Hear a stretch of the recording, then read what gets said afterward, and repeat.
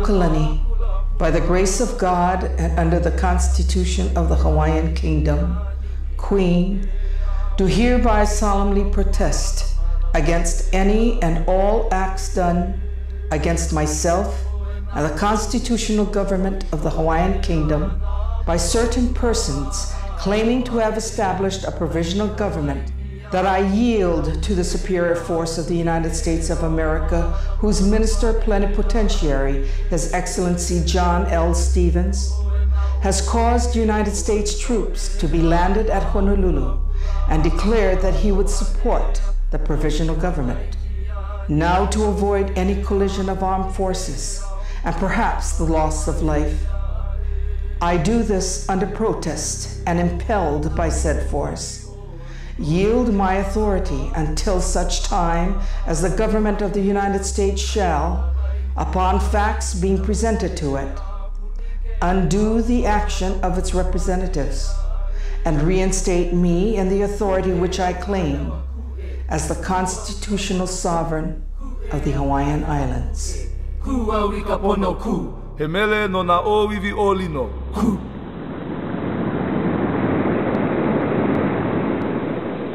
With those words, written January 17, 1893, in an effort to protect and prevent harm to her people, Queen Lili'uokalani succumbed to the forces allied against her and relinquished control of the sovereign government of Hawaii to a provisional government supported by the United States of America. This new government, soon to be supplanted by the U.S.-backed territorial government, moves swiftly to enact laws intended to marginalize the Hawaiian people. Hawaiian children were prohibited from speaking Hawaiian in school.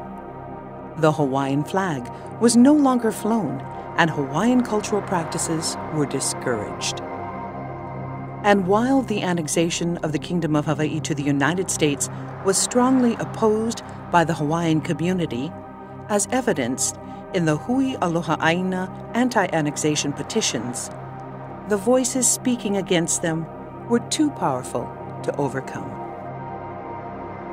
In the 100 years following the overthrow, the United States took little formal action to acknowledge the wrongs done to the Hawaiian people.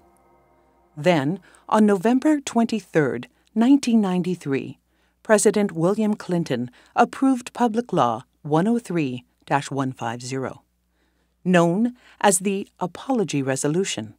It marked the first official acknowledgement by the U.S. Congress and a President of the United States that a wrong had been committed against the Hawaiian people, also acknowledging the complicity of the United Church of Christ, the original Christian missionaries to Hawaii.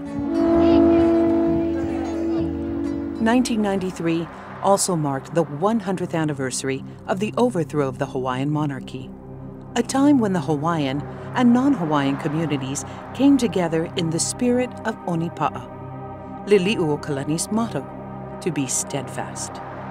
The events of Onipa'a reminded the community of the tragic and sorrowful history of Hawaii and the Hawaiian people. As a result of Onipa'a, the Hawaiian people also became more conscious of the challenges that face all Hawaiians. The gathering in 1993 was but a small reflection of the deep knowledge in our community that there still remains unaddressed a great injustice, and that meaning the loss of our land and the loss of our ability to control our political affairs. It is now 110 years since the overthrow of the Hawaiian monarchy. 3 years ago, in the year 2000, the U.S. Departments of Justice and Interior produced a report titled Mauka to Makai, Let the River of Justice Run Freely, which acknowledged the need for reconciliation with the Hawaiian people and stressed the need for Hawaiian self-determination to occur.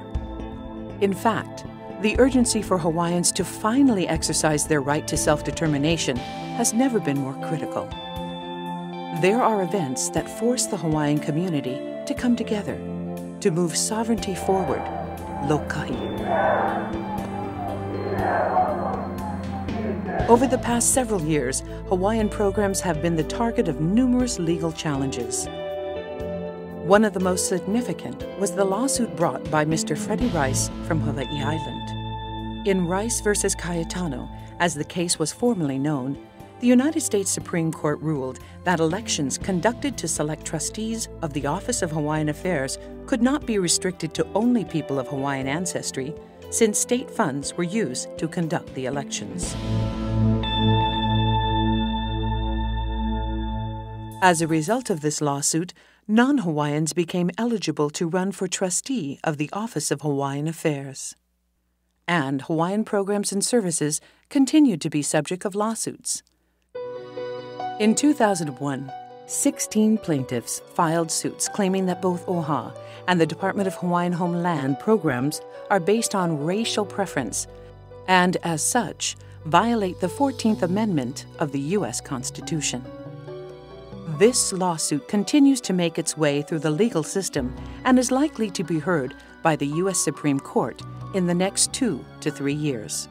If Hawaiians do not prevail in this lawsuit, all assets, including the Public Land Trust, ceded lands, and all lands held in the Hawaiian Homeland Trust, will eventually be transferred to the state of Hawaii. If you look at the lands that are currently held in trust for Hawaiians, I would identify those lands as the lands that are held by the Department of Hawaiian Homes, and also the ceded lands that are held by the state of Hawaii. If those assets were transferred directly back to the state, Hawaiians would have no clear source of revenue from ceded lands, and Hawaiians would not have a land base.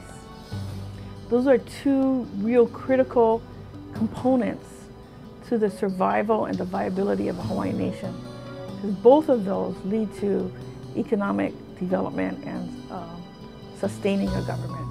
Because Hawaii was an independent nation and the United States had a role in ending their independence, it's only right now that our country, America, give recognition to the Native culture here in Hawaii. And they do that by saying, we think that the Native Hawaiians are a unique and a special group of people who have a very important relationship with the United States government. We'll give the Native Hawaiian people a chance to chart their own course, to have self-determination and to use their land and resources as they see fit. And that's important not just for Native Hawaiians, it's important for everyone in Hawaii.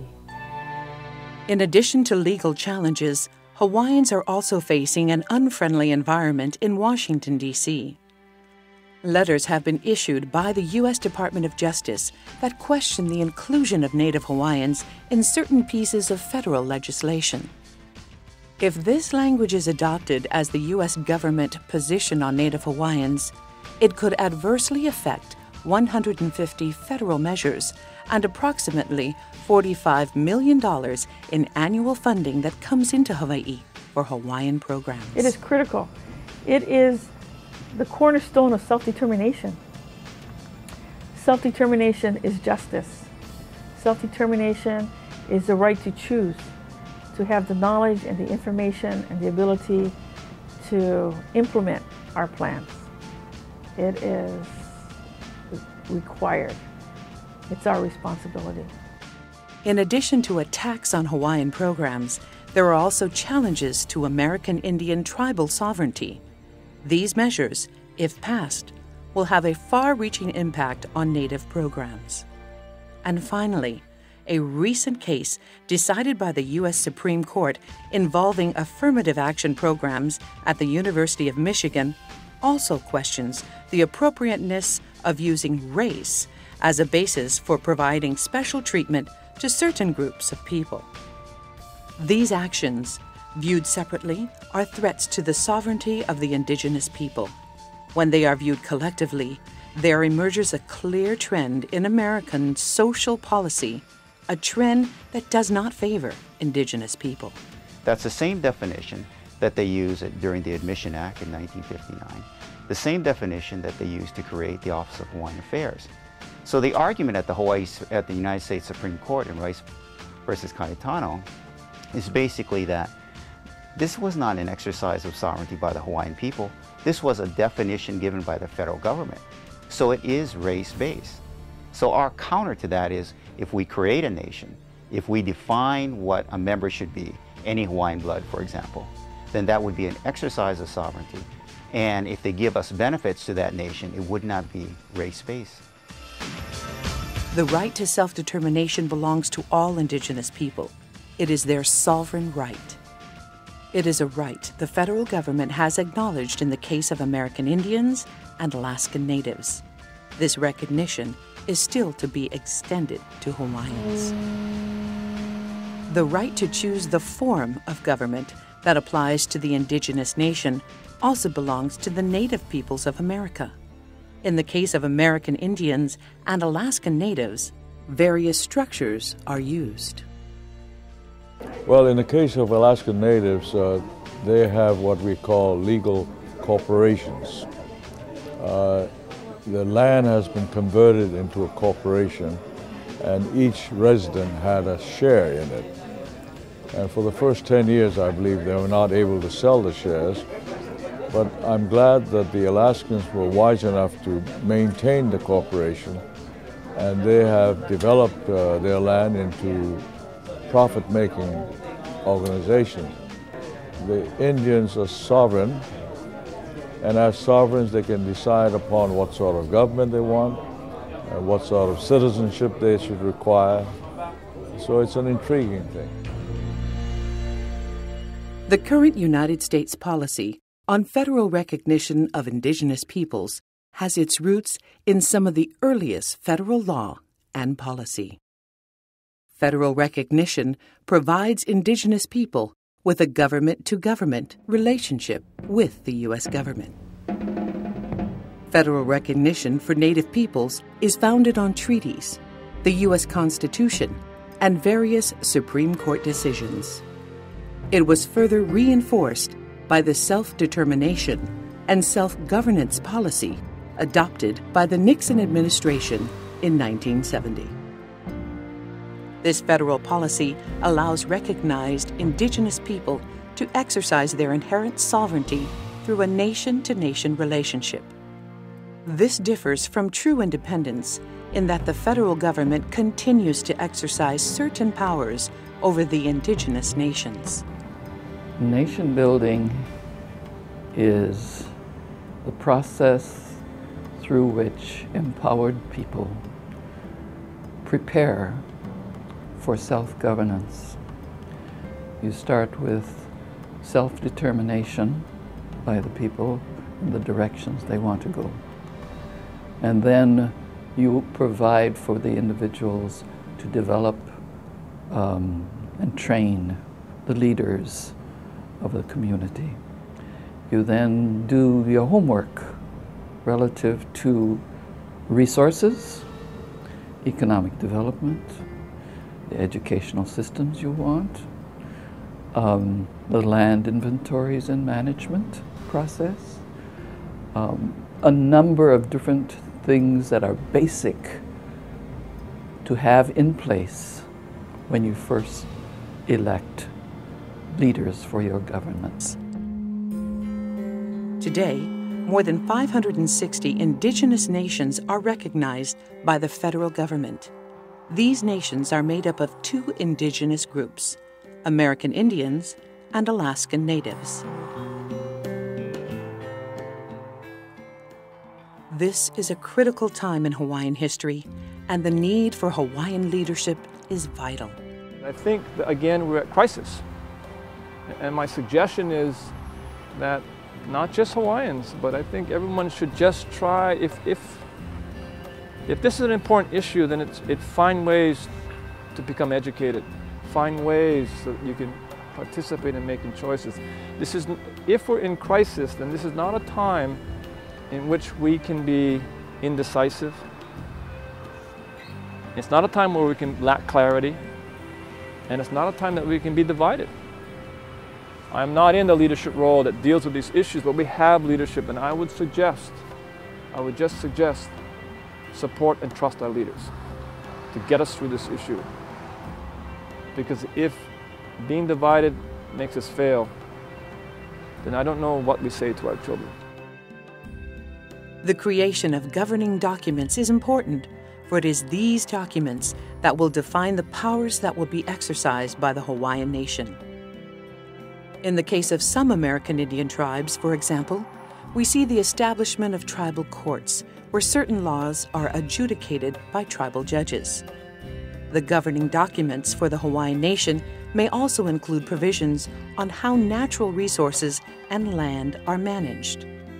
The governing documents created by our representatives must be ratified by those who are Hawaiian and have registered to participate. The Hawaiian voters can accept and ratify the governing documents that are created, or they may reject part or all of the documents. Once the governing documents are approved, the task of building the Hawaiian nation can begin. If the governing documents call for the establishment of an elected government to lead the nation, then elections will be held to select these individuals. So building a nation takes time. The eventual goal for that nation includes certain steps. That government entity, the governing entity will take various stages along the way. It may be much more simple at the outset. It will then increase in complexity. And eventually, that model may become unique in itself and may go beyond the expectations of the founders of the initial governance. And it'll take scores of years before there will be what some people call sovereignty, the political and legal authority, ultimate power. That's what we're doing right now, starting those steps. The issues of sovereignty and self-determination have been around for decades, and while there have been many efforts made in that direction, there are compelling reasons why now is the best time to proceed. Well, obviously, Hawaiians have been greatly wronged since the overthrow of 1893. And we suffered a lot that we have not obtained compensation for. So we are entitled to a lot in addition to what they've already given us. And what they've given us so far through the Department of Hawaiian Homelands, through the Office of Hawaiian Affairs, through tax-exempt status for the Ali'i Trust, for the millions of dollars every year that comes in from the federal government to help Hawaiians and Native Hawaiians, those are basically part payments for the extreme wrong that was committed against Hawaiians and the Hawaiian Kingdom over 100 years ago. So basically we're at a standpoint where we want to go forward, get sovereignty, create a nation, reclaim our ceded lands, get back compensation for taking our ceded lands 110 years ago. And in addition to that, the assets that they have given us at the Office of Hawaiian Affairs, Department of Hawaiian Homelands, that would be transferred to the new nation. And what this would all do is, in addition to the part payments, they're going to take away the part payments. So that's basically the big picture and where this litigation is aimed and what we're trying to do to stop it. In addition to the sense of urgency imposed by pending legal challenges, there are many benefits which will accrue to the Hawaiian people and to the state of Hawaii once Hawaiian nationhood is achieved. Benefits generally fall into one of three categories: economic, social, and cultural. Regarding economic benefits, with the establishment of a Hawaiian nation, federal programs that support Native Hawaiians will continue to be available to the Hawaiian community. Additional programs and funding may become available once the Hawaiian nation is formed. Numerous social benefits will also be realized once nationhood is achieved. In addition to federal programs developed by the nation's leaders will also be available to the Hawaiian citizenry. These programs will assure improved social conditions for all Hawaii. We're very unique. We are very unique for the United States of America. And for me, I'm proud to be. I mean, I was born before Hawaii became a state. Not that old, but I was born before Hawaii became a state. But you know, I feel very fortunate to be an American citizen, because being an American citizen has allowed me to go ahead and talk like this, and to speak against it, and to voice my own opinion, and also to give me the opportunity to go into Congress and make an argument that, you know what, we're special, treat us different, because you're supposed to, because we are an indigenous people. All of these institutions to succumb to the same political and economic forces that continue even today to try to divide Hawaiians. We are one people. Our culture and tradition tells us that we are the descendants of Aloha. We are not many tribes. We all descended from the same place, no matter where we are. And for the state of Hawaii to continue to be our steward and to mismanage, or to transfer and deny the fact that these lands were Hawaiian lands, is an acquiescence to a power that remains unseen but touches us all.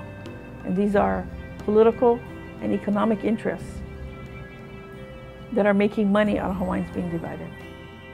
There are numerous cultural practices that will be perpetuated under the Hawaiian Nation. The perpetuation of these practices will assure the continuation of Hawaiian as a unique and distinct culture.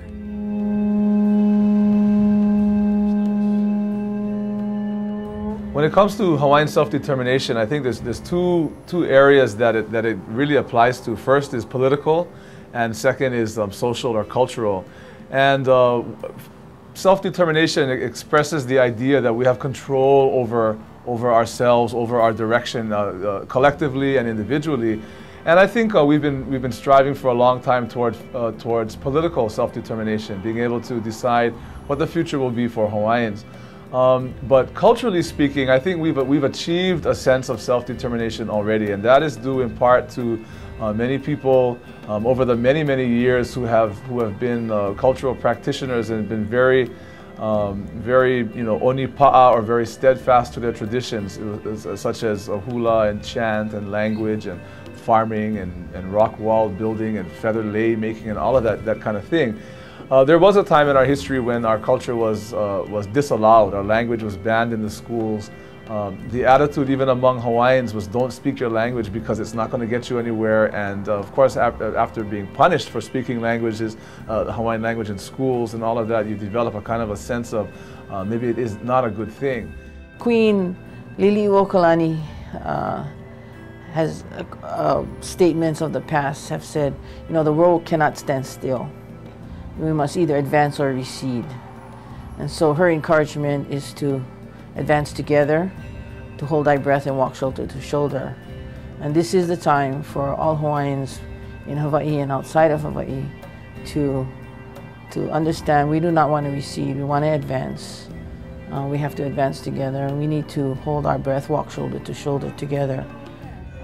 We have nothing to lose, nothing to fear, and all to gain.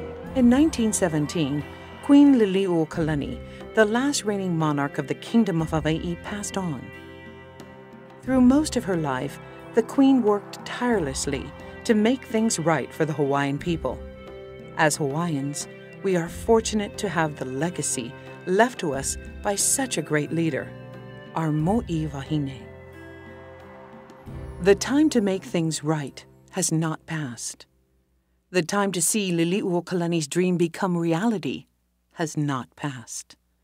The time to join together in unity and for the good of all Hawaiʻi is now.